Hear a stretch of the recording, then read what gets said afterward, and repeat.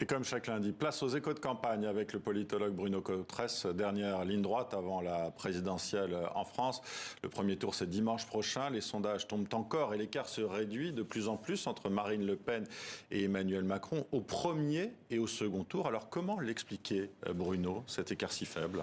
Il y a un effet de resserrement qui est lié au fait qu'Emmanuel Macron a bénéficié de la guerre en Ukraine avec ce fameux effet de ralliement derrière le drapeau qui a amené à Emmanuel Macron un surcroît d'intention de vote au plus fort de la crise, quand au fond les Français découvrent que l'Europe est en guerre et que Emmanuel Macron bénéficie de ce point de vue-là d'un soutien d'électeurs qui ne sont pas peut-être des électeurs qui le choisiraient sinon. Et puis on revient progressivement au fur et à mesure que le premier tour arrive. Il y a le resserrement du prisme. Emmanuel Macron est un peu moins président, il est un peu plus candidat aux yeux de pas mal d'électeurs. Et puis du côté de Marine Le Pen, on voit qu'il y a une véritable dynamique Marine Le Pen qui s'exprime depuis maintenant deux ou trois semaines. Et on voit un resserrement, effectivement, 4-5 points dans certaines enquêtes d'opinion même, qui les séparent au deuxième tour. La candidate d'extrême droite a-t-elle réussi à se rendre fréquentable ? Il y a une étude qui est parue aujourd'hui de la Fondation Jean Jaurès qui dit que si elle a réussi à polisser son discours, son programme reste aussi radical et donc d'extrême droite pourtant.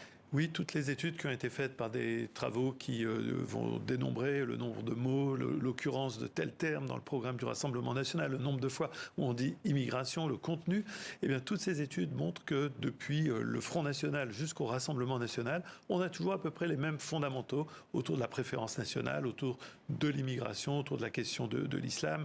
Mais c'est vrai que Marine Le Pen a bénéficié dans cette présidentielle d'un effet tout à fait inattendu, une compétition à l'intérieur du camp de l'extrême droite, et tout se passe comme si Éric Zemmour avait exercé une sorte de pouvoir un peu absorbant. Il a absorbé, d'une certaine manière, l'image la plus clivante de Marine Le Pen, et aujourd'hui, Marine Le Pen dispose d'une image dans l'opinion qui est beaucoup plus arrondie que ça n'était le cas en 2017. Comment qualifier la campagne d'Emmanuel Macron très courte, dont c'était le seul meeting samedi, Bruno ? Campagne qui est difficile, je trouve, pour le moment. Emmanuel Macron donne le sentiment qu'il n'a tout simplement pas le temps de faire campagne. Le temps lui est compté. Il reste aujourd'hui moins d'une semaine. Emmanuel Macron a eu un agenda surchargé. On savait bien que président de la République, candidat à l'élection, président du Conseil de l'Union européenne, ça faisait beaucoup. Et puis la guerre en Ukraine. Donc on a le sentiment qu'Emmanuel Macron, pour le moment, gère son capital. Le bien le plus précieux qu'il a, c'est son capital d'image, celui qui sait gérer des crises, celui qui a montré aux Français que dans l'adversité, crise des Gilets jaunes, la Covid, l'Ukraine, aujourd'hui, il avait une capacité à décider. Ça ne veut pas dire pour autant qu'Emmanuel Macron a convaincu sur les programmes de réforme qu'il a pour un second mandat. Valérie Pécresse donnait également un meeting. Elle a rattrapé, disons, le dernier qui avait été, en tout cas, très critiqué. Très difficile pour Valérie Pécresse, effectivement. Elle avait un handicap de retard à rattraper. Tout le monde a souligné que son deuxième meeting a été beaucoup plus réussi que le premier. Très difficile néanmoins pour Valérie Pécresse, au-delà de la question des performances dans les meetings. Il y a une donnée qui est beaucoup plus politique, beaucoup plus structurellement politique pour Valérie Pécresse.